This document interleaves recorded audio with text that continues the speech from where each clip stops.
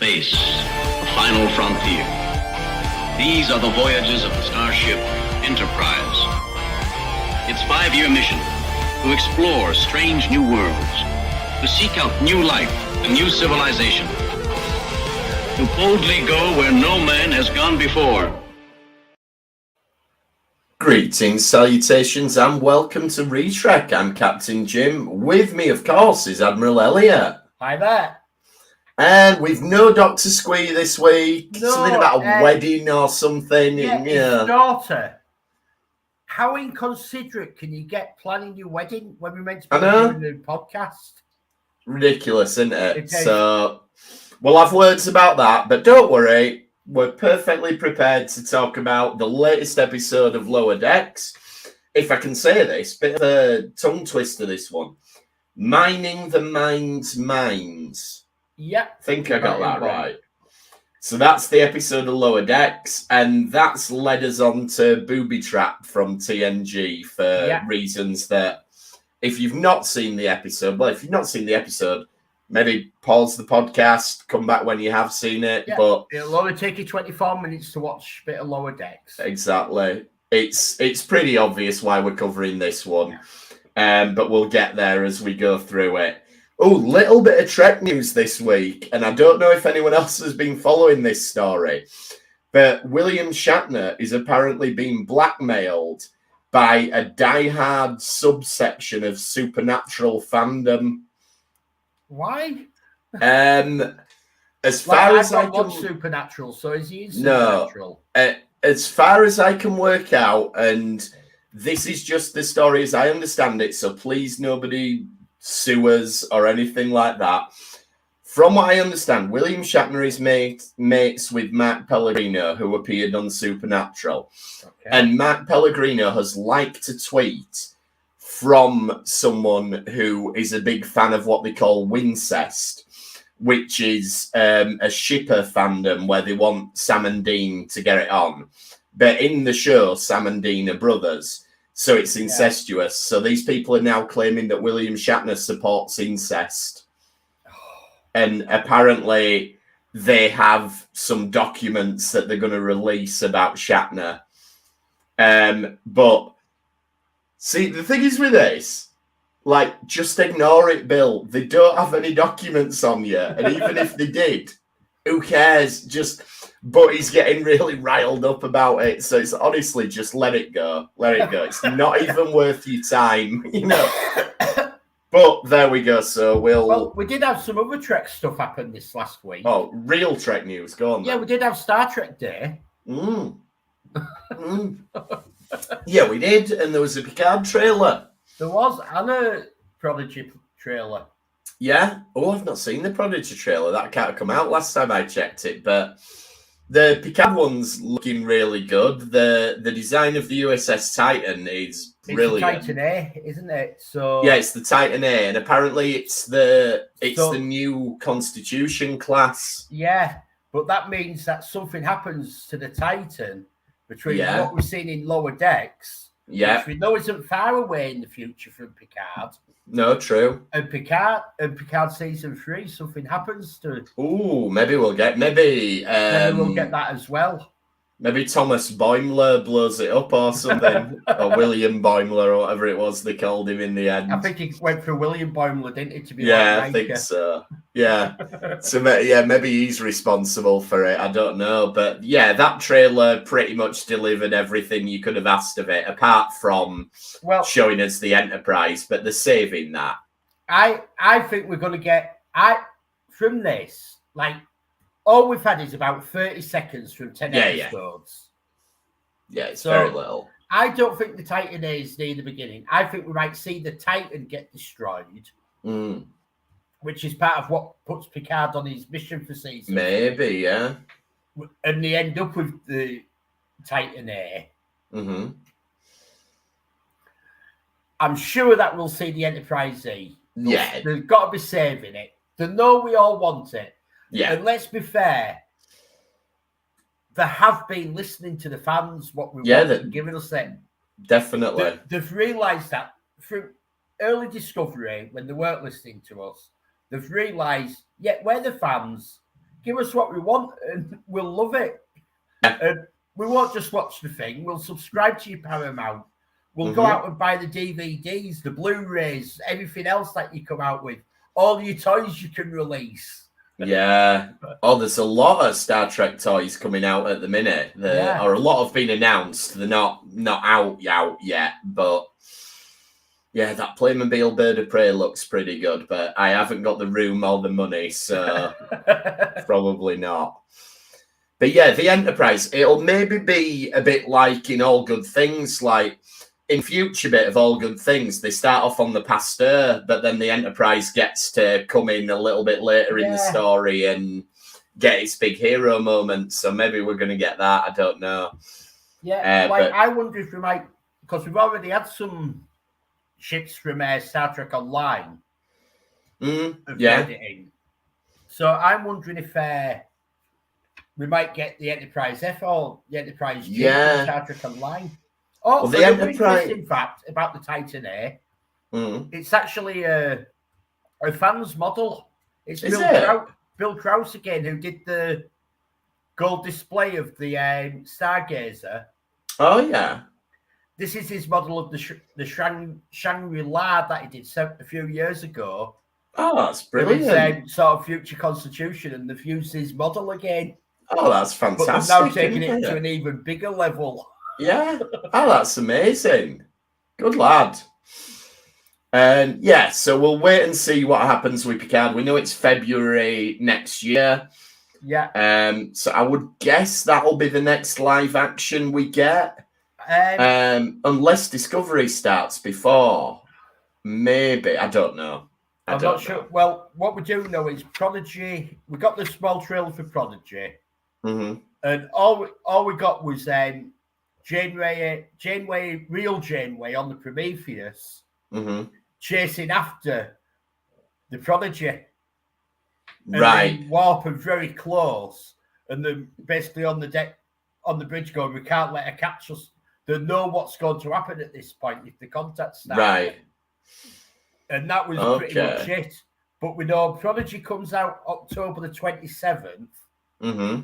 So our show the week after will be Lower Decks finale, Prodigy. Oh, is it? Are they crossing over? Having a crossover? I was looking at my calendar and they were crossover. Right, okay. I can live with that. I can live with that. So that's going to be really good fun. But yeah, Lower Decks then this week's Mining the Mind's Mind. I liked how we got a proper pre-credits sequence in this one. Like it was like an old-fashioned teaser where you show something going wrong on a planet. Yeah. And then we get the crew afterwards. So I enjoyed that. Reminded me a little bit of the whole concept reminded me a bit of Sirens from Red Dwarf, where they lure you in by appearing usually as sexy women and then they get you. I mean, obviously, I'm not saying they've ripped it off Red Dwarf because it's a trope that's been done. Ripped off from Greek mythology. So exactly. So yeah, it's one of them. Homer's Odyssey. Something like that, yeah, or the Iliad or something, yeah.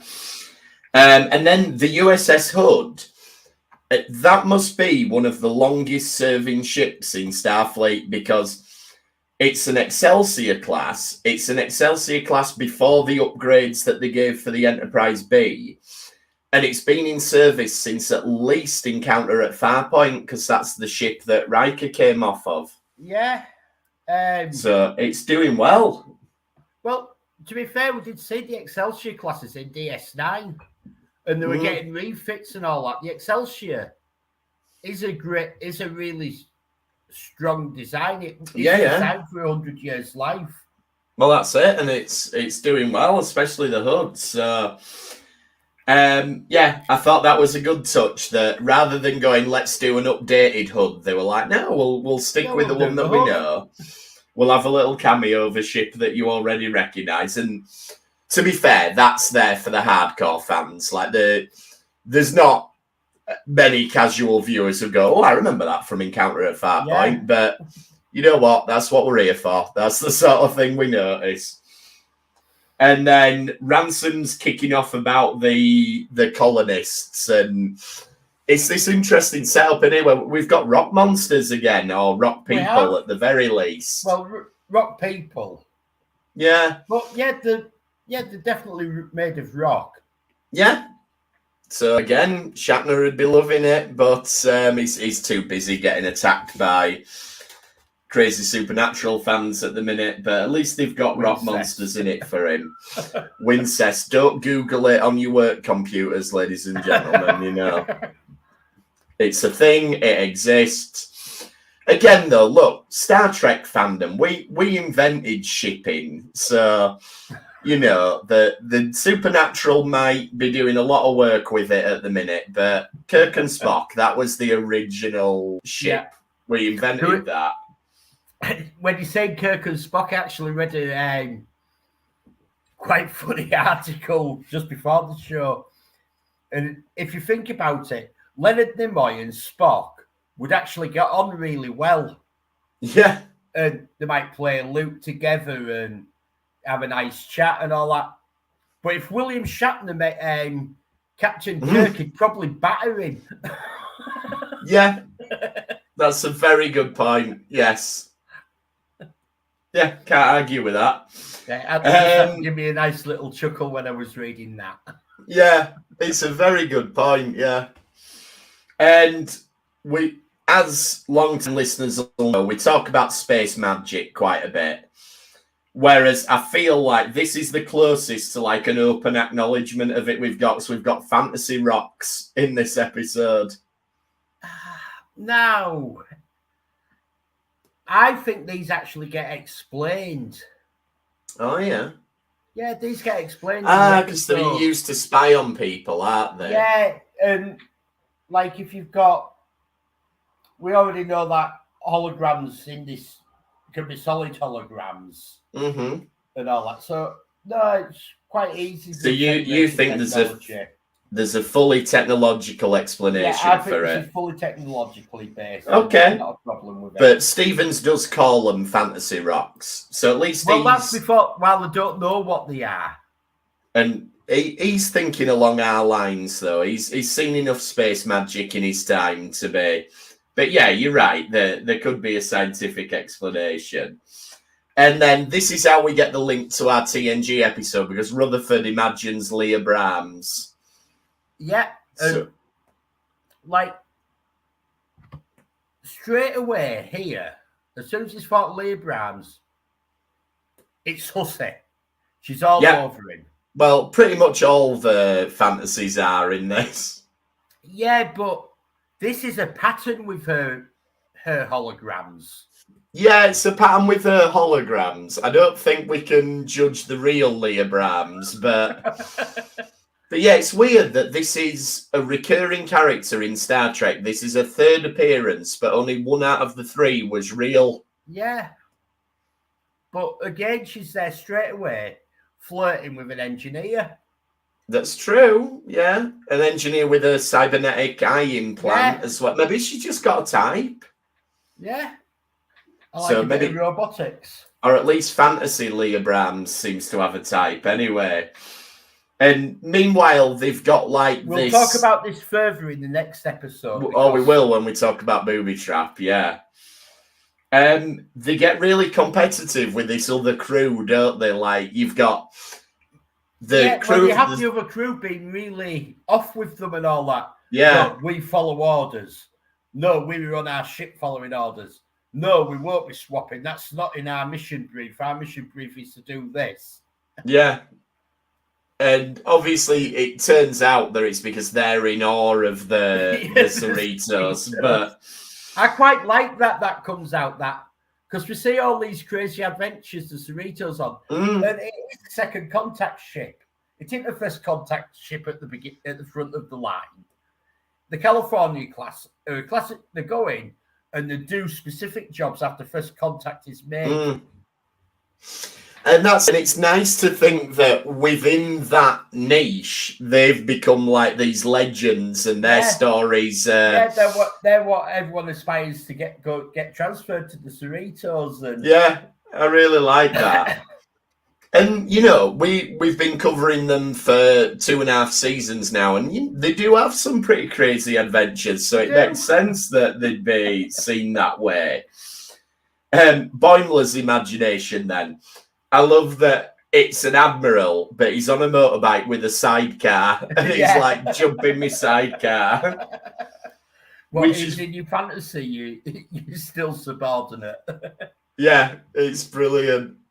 It's like there's a bit in the American version of The Office where Dwight's arguing with Jim, and he ends up saying, like, you'll be staying in my hotel that I manage in hell.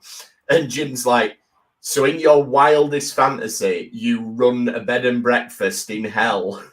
Yeah.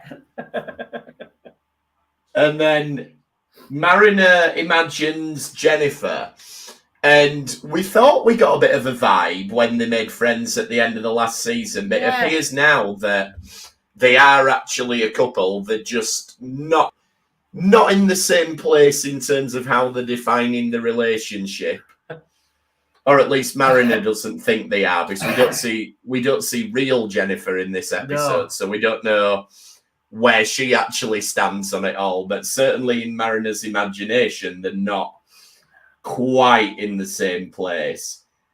And then the other sort of ongoing plot line is Freeman and this new captain, and Freeman's jealous because he seems like the cool captain.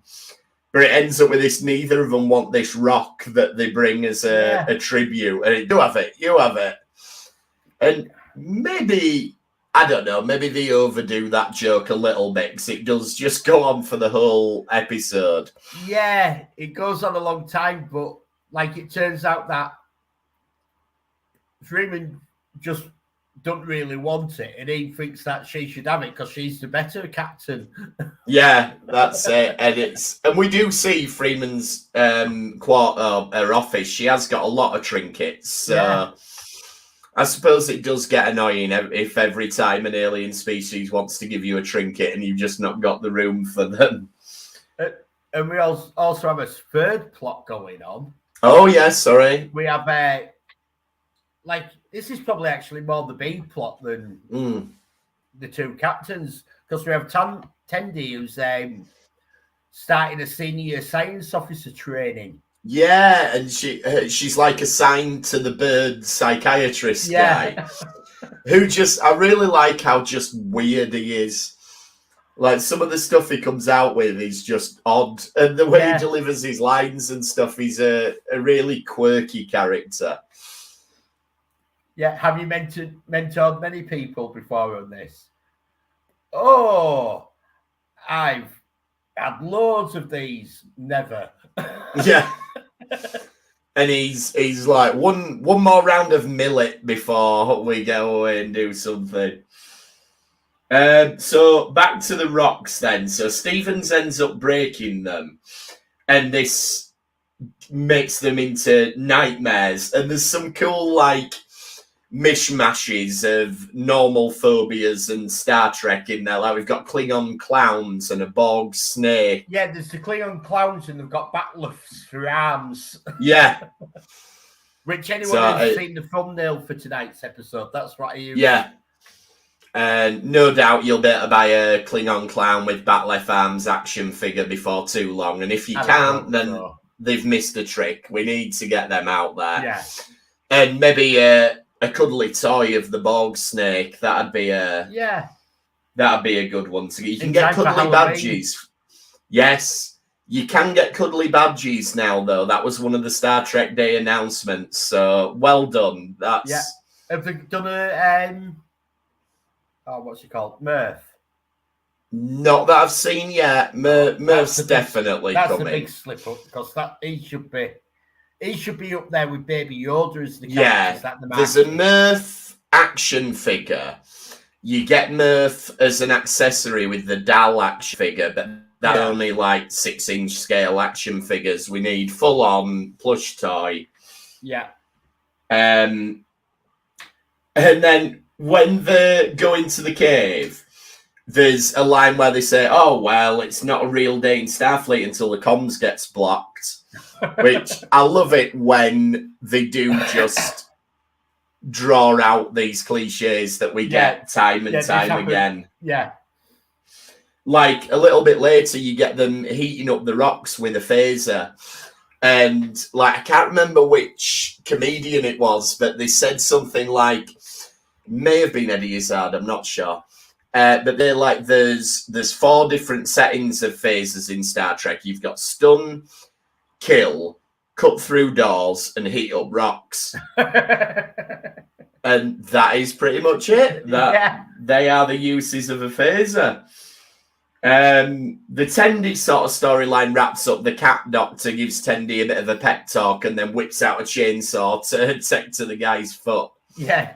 Like, why you look like you're nearly crying. Why are you nearly crying? He's having his toe eaten and he's not crying. What?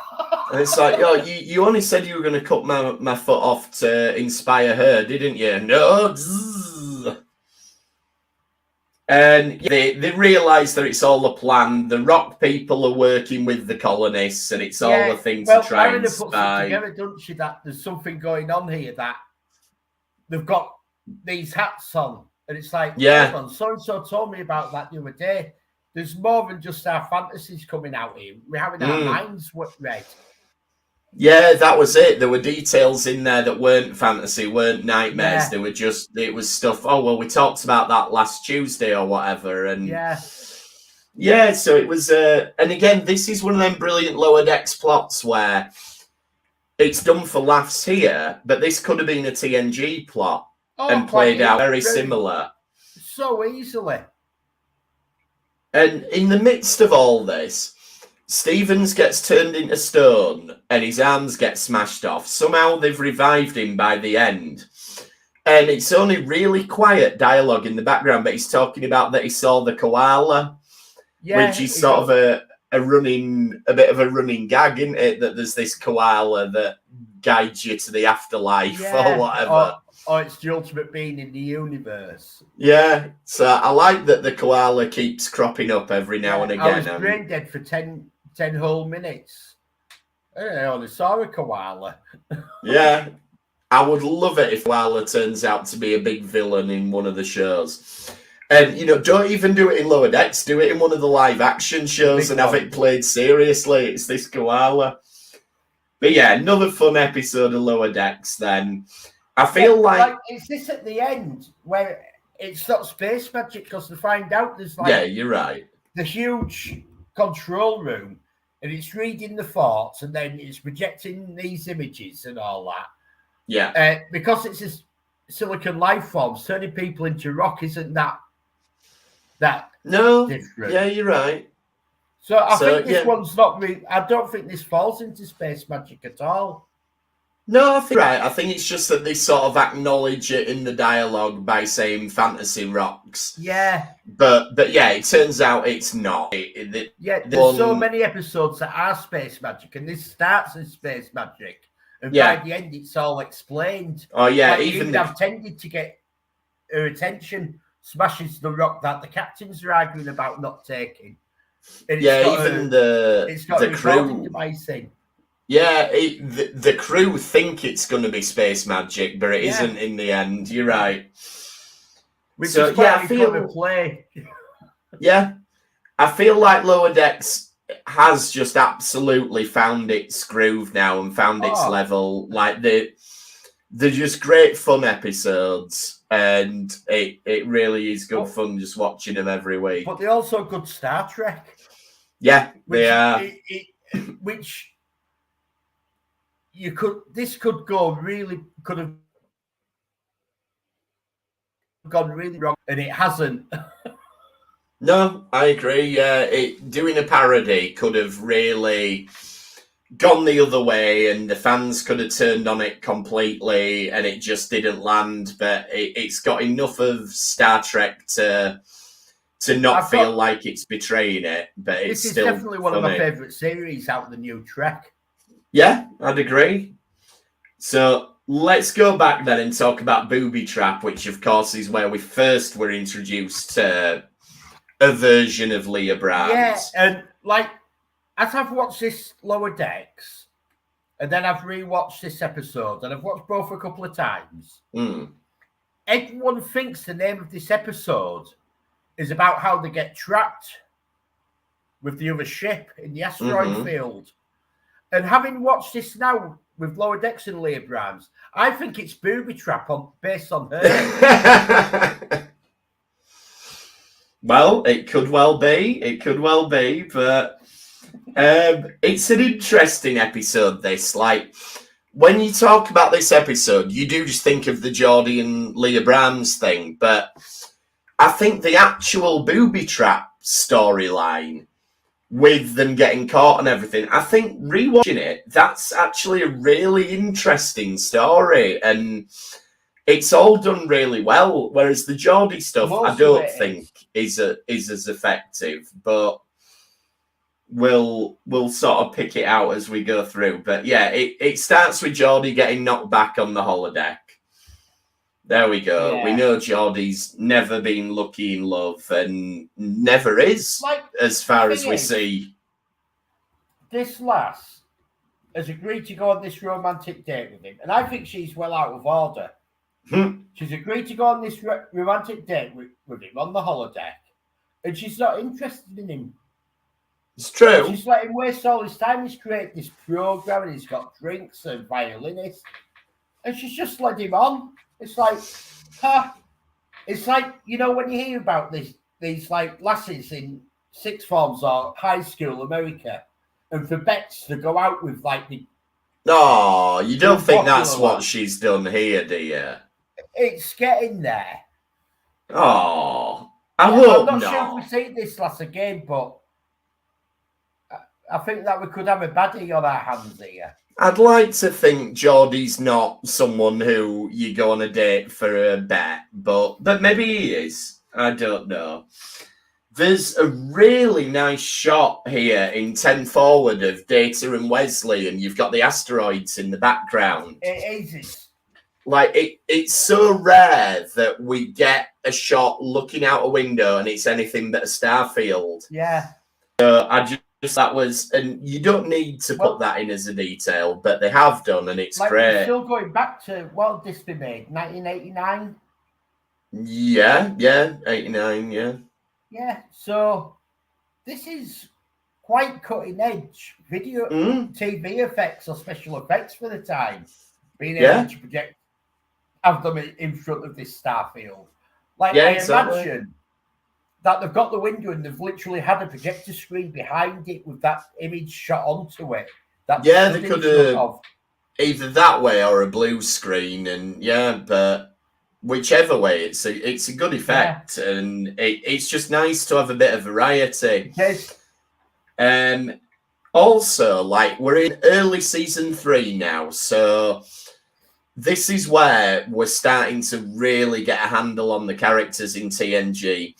And like Picard in this episode feels like Picard, whereas there's some season 1 and 2 episodes where he doesn't. But like when he sees the battle cruiser and he's talking about how it's historical, and you can see his passion for archaeology coming out, and you can definitely feel that the writers have got a handle on him. There's some parts in this episode, and it's when you listen to his dialogue in the transporter room, you pick up on it. It's parts to put in to Picard season 2 of the scenes with young John Luke. It's over his models. Yes. And I think this is the only reference to it. Yeah, it shows that they did do the homework for Picard. But yeah, stuff like that. I love that we're finally getting a handle on Picard's character at this point. And he's starting to feel like the Picard we know. And this is one of them episodes where he's like, I want to go on the away team, which is always good. And this is where he pulls rank on Riker, doesn't he? Yeah, he does. No, I'm going. And this is where that scene in the transporter room that he does keep coming out with his ship in the bottle metaphor. And I love how O'Brien's the one who recognises it. He's like, I did, sir. Yeah, and like then, all the senior officers are looking at him blank, and well, sir, I didn't play with toys. Yeah. And then we beam away, though. I love the look that Riker gives O'Brien as if to say, stop bullshitting, stop trying to... Well, it's sort of like, stop trying to kiss ass, and it's like, no, I did the greatest ships in bottles. Yeah. And I believe O'Brien, I'm sure I believe O'Brien, especially like when we see him in DS9 and he builds the huge Alamo model and everything. There you go. Exactly the same sort of thing, yeah. He's still into models. Yeah, that's it. It's like when you're a transporter chief on the Enterprise, you've probably got quite small quarters. You haven't really got room to be building anything big. Well, but then he gets on DS9. I'm going to build the Alamo. Like we also had, what's the engineer's name from Voyager, who died just before the end, who'd been in it all the way along. Oh, I can't remember. He should have been chief engineer, but Balana got it. Yeah, yes, I know what you mean. He ended up being really good as second. He agreed with the decision. Yeah. Casey, Kelsey, or something like that. Kelsey, maybe, yeah. Maybe. I can't remember. But he was building the ship in the bottle. He was building Voyager in a bottle. Yeah. Because he had one more part to put in before, just as he died. Yes, you're right. Have you ever done a ship in an engineer's hobby? Yeah. Have you ever done a ship in a bottle? No. Like, they must be so fiddly. Like, like they do tall ships in the bottle, and I know how they do it, but I wouldn't want to do one. Like, they have to put them in with the mass when they build them. They have to build the masts on hinges and stuff. Yeah, that's it, and then they pull it up so they can pull them up afterwards and stuff. It's mental. I mean, Lego did a ship in the bottle, but you know, I don't want to spoil the illusion or anything, but the way it worked with Lego, well, you built the ship, then you built the bottle around it. So, you know, there was a bit of trickery going on there. But anyone who's made a genuine ship in the bottle, respect. Geordie and Guinan then. So, this calls back to Picard as well. And it's always been a reference to Picard. Like she says, a bald man helped me when I wasn't myself. Yeah. But we've never really had a frame of reference to exactly what she's talking about. But now, after season 2 of Picard, it's a good that she's talking about that time. Yeah, it's like it makes you wonder, like when they were doing season 2 of Picard, if someone had just watched their Booby Trap. Yeah, it does. Well, the writers, because there's a few obscure references. Yeah. But now you see Picard season 2, you go, wow, I see what that's referencing. Yeah, it must be. That's what where that came from. Yeah. It has to be that bit that she's talking about because it fits it perfectly. Well, it fits and it ties up. It does its nice little full circle. Yeah. No, really good attention to detail. And it's great when you get something like Picard and it opens up new things to talk about in these old episodes. Yeah. So that's what's so much fun about doing something like this. Like, we didn't come back to this episode because of Picard. We've come back to it because of a joke in Lower Decks, but it's unlocked something there. So, yeah it's great. Then the caught in the booby trap then. And this is where, see, I know you think Leah might be a bit questionable, but Geordie's a bit creepy in this episode. Right. Let's start. When he first brings Leah in, before he's asked the computer to put personality or anything onto her. Yeah. First thing is to put a hand delicately on his shoulder. No, that's... you're right. Yes, true. And he's sort of taken off guard. What's this? And he's got this... Like, why is she making contact like that in that way? I mean, this is a problem that Geordie's got because this time last year, from his perspective, he accidentally created Professor Moriarty because he didn't word his commands to the holodeck very well. Yeah. And this time he says, Leah, can you show me the so-and-so? And that accidentally creates this recreate. It's like, Geordie, you're the chief engineer. You've had first-hand experience about how you've got to be careful what you say. And he's done it again. But at least this time it's not as dangerous. But just be a bit more careful, Geordie. Don't ask for enemies capable of beating people and do things to show you things. And he also says, I want to go to the holodeck so I can get inside the engine, which ties in with something she says later on. It's all a bit creepy. But anyway, then we're trying to solve this problem. This is how he justifies I'm making this holodeck creation of her and everything. And yeah, I want to do all it. But instead of cracking on with it, he's like, oh, I'll tell you what, holodeck, could you maybe give her a bit of personality? And like, is that really necessary, Geordie? I think he was struggling to communicate. It was still like talking to the computer.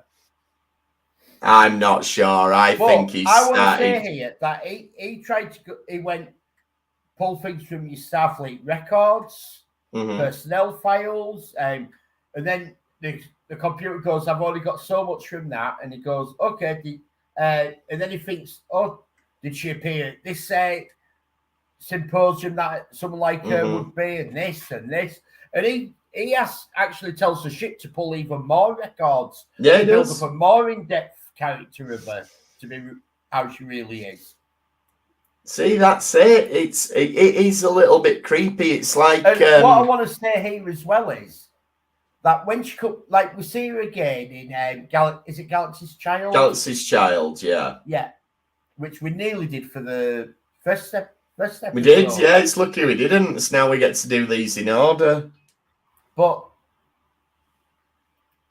she says in there that she's been married for like 6 or 7 years. Oh, yeah, she does. Which is only 3 years later. Surely, on her record, personnel files, it would have that she's married. You'd think so, yeah. That's not like a really personal bit of information about you that you hide. I am married. It's like, I'm Mrs. Leah Brahms, not Miss Leah Brahms. Well, she's doctor, so maybe that's it. Maybe that threw him. Nah, but it wouldn't throw the computer based on the records. You're right. And yeah, maybe so with this that she's based on a record, she is still flirty. Oh, she is definitely. But yeah, that doesn't mean we know when the real Leah Brahms comes into it, she's not as flirty. But I wonder if like there's some deleted scenes and Geordie's actually doing a bit of a Captain Janeway, the whole delete the wife.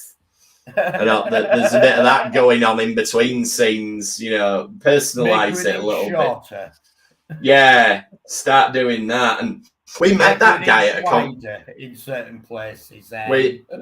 We met that guy at a convention, didn't we, a couple of years ago? The guy who played Janeway's love interest, and I did ask him, like, what was it like playing Kate Mulgrew's dream man? And he didn't seem that impressed. No. But who knows? It didn't seem like that. He thought that was the highlight of his acting. No. Obviously, he shouldn't have come to a sci-fi convention. Maybe not. I mean, he didn't look thrilled to be there, did he, if we're honest? But anyway. No. Geordie then, so he's made this holodeck recreation of Leah Brahms. He's tweaked the personality here and there and bits like that. But he still manages to have this massive argument with her. So maybe Geordie's just not great with women. I know Guinan says, you've just got to be yourself and all this, but I don't know. Holo Leah Brahms isn't that impressed with him at this point. And then, of course, the holodeck gets turned off. Yeah, let's explain what's happening with the booby trap, because I think this is important what's coming up. They've been over to the ship, and what's happening where they are in this asteroid field. Mm-hmm. Basically, any energy that you use, it absorbs. Yeah. Instead of it going to where it should be. If you turn the light switch on, it draws that electricity to it instead of the light lighting up. Mm-hmm. Is a good way to describe it. But at the same time, it's also hitting you with radiation. So they're burning through energy just to keep the shields up. Yeah. Right. I think that's important to understand of how the Booby Trap is working on them. Okay. Have you spotted something a bit later on?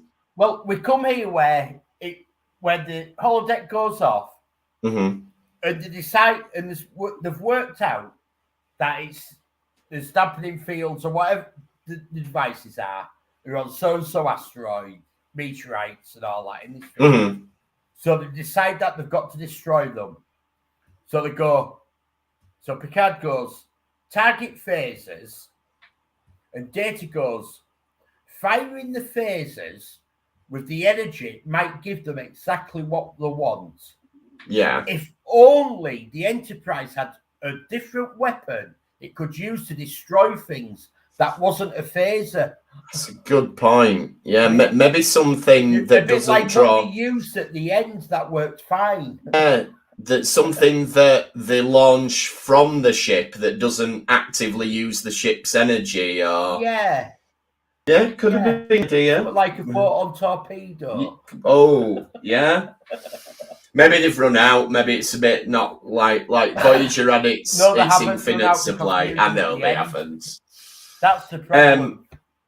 I did find it a little bit funny where Geordi sort of has to explain why he needs the holodeck back on, and you can see he's embarrassed a little bit. Like, to be fair to him, the reason he wants it is perfectly justified, and it is helping. But because we know that he sort of fancies this holodeck thing, there's almost a bit of embarrassment with her as well. Exactly, like it's almost like he's got to explain to the captain why he wants his porno mags back, or so. You know, there's sort of a little bit of a vibe of that, like a bit of embarrassment about it all. Then the debate seems to be: do we turn it over to the computer, which can do 1 million billion calculations, a second, or do we do the complete opposite and turn everything off except for a couple of thrusters?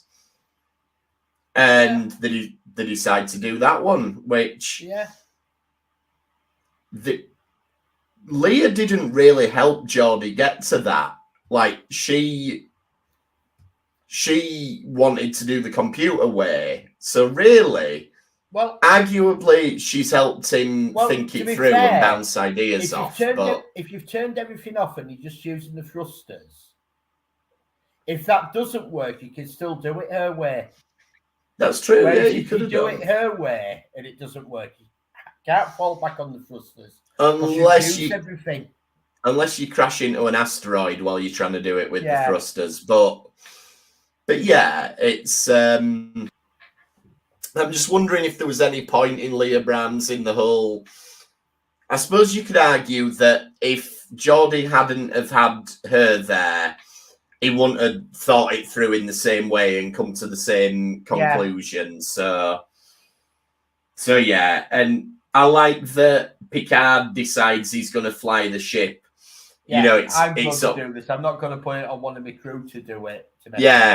It's a big, this is life or death, so it should be the captain who actually. Well, to be fair, if it was the original Enterprise, I'd want Sulu actually flying it. Yeah, I would, rather than Kirk, yeah.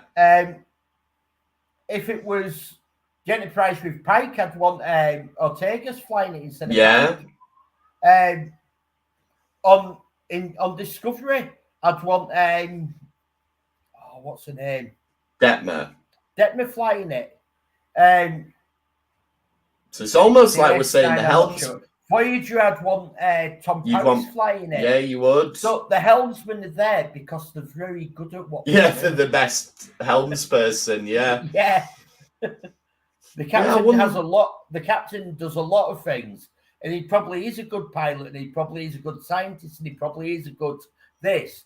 But there's people who are better at them specific tasks. Yeah, it's all. The vibe I get from Picard is like it's my responsibility, so I should do it. But like you say, his thought process should be: I need the best person to do this because this is going to go wrong. It could go wrong.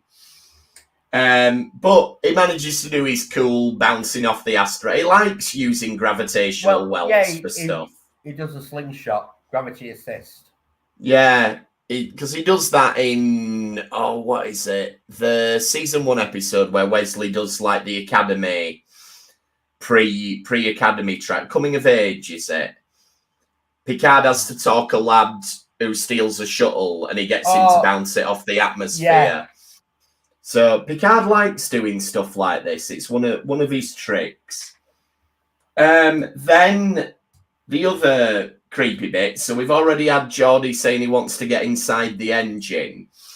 And then Hollow Leah finishes it by saying, well, every time you touch the engine, it's me. Yeah. That's just creepy. He must have programmed her to say that. Well, this is my point that I think Leah might actually be a bit of a hussy. But then who made her like that? Was it Geordi who made her? No, because we see the same with what's his name that we just talked about in Lower Decks? Rutherford. So what you're saying then is that the real Leah Brahms must give off a vibe that makes men imagine her to be like this. Yeah, or she is like that, and that's why from her personality files and a profile and looking at what she did so-and-so symposium and so-and-so conference. Maybe she was... This is the conclusion that the computer drew. And what happens here, because Rutherford his fantasy is meeting a great engineer who creates engines, not anything sexual, but his fantasy is immediately sexual on him. It's actually Leah Brahms who's the problem here. You do make a very compelling argument for it, and that's why I think the episode Booby Trap is actually about her. It's her boobies that are the trap. Yeah. Yeah. I suppose the counterpoint to that argument is in Galaxy's Child, she's not really like that, but... Yeah, but she comes around with Geordi, doesn't she? She does, and also in All Good Things, we find out that in that version of the future, they got married, so... Yeah. Yeah, okay. Well, the jury's out on Leah Brahms then. We will cover Galaxy's Child at some point. It might even be next week. You never know with Lower Decks. How it ends, though, this annoys me at the end as well. That they've got out the asteroid field. They know there's a ship there. But the ship's not... The ship that is there is giving out for distress call. Mm-hmm. But it's not actually caused any of the issues. That's main devices in the asteroid field. And they've got the photon torpedoes. They're out now. So they could probably use phasers as well. Yeah, they could. Because, Picard tells Worf, target torpedoes on the ship. Yeah. And 3 of them hit asteroids, which again shows Worf is a shit shot. Yeah, it does. But why not destroy the asteroids there and save the ship for the museum? Yeah, because, the way Picard talks about it, when he goes on the bridge and he's like, this bridge design, it's so... Yeah, there was no reason to destroy the ship at the end. They could have quite easily cleared the asteroids. It's like Indiana Jones, it belongs in a museum. Yeah. But I think it's important that we notice what a shit shot Worf was here. 4 torpedoes... direct order to hit the ship, and only one of them hit the ship. That's pretty bad. It's a good thing that wasn't a ship that were trying to kill him. Yeah. If that was an enemy ship that was... And it was stationary when he shot it as well. It's a very good point. And they're stationary as well. They're and they're head on, facing it.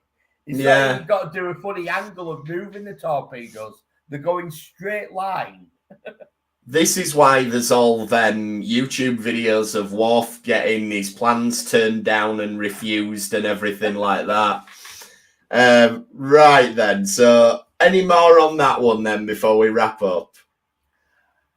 Oh, I think I've just about ripped into Leah Brams and off enough.